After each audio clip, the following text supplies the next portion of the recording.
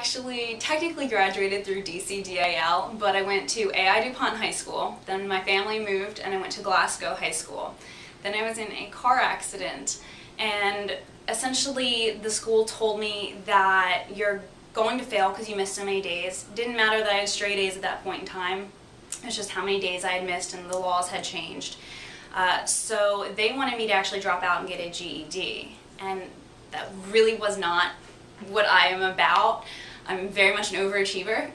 So the next best option was actually graduating through DCDAL, which is the Diploma at a Distance for Delaware students.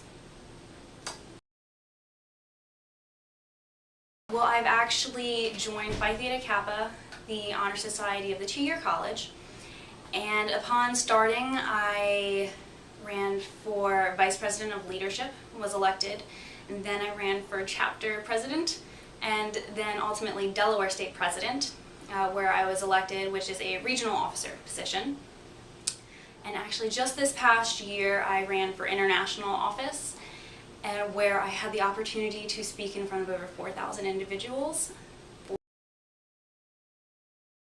Oh boy. So many components of it. There's the financial component, but even as you said, there's the networking component. There's the opportunity to speak with people in these professions more one-on-one than I would normally have as a student, and find out what do they like, what led them to the area that they're in. Was it just this happy trail that they knew what they wanted when they started out in college, or was it these series of events that led them to where they are? Being able to really just the networking of it, but networking not necessarily even for job opportunities, but to help me decide what it is that I'm best at.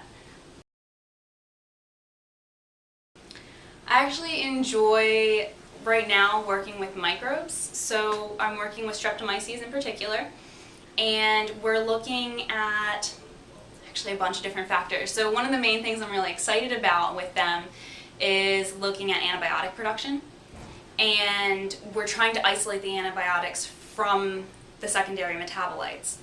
We're also looking at the morphology of these streptomyces, and just working with them is the most amazing thing ever. They each have their own characteristics, so it's not like working with a regular microbe.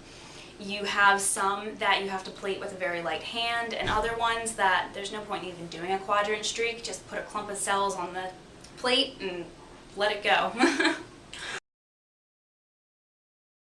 I do envision myself being a professor at a university, working with undergraduate students and their research. Essentially, Dr. Bulky is the person that I want to be.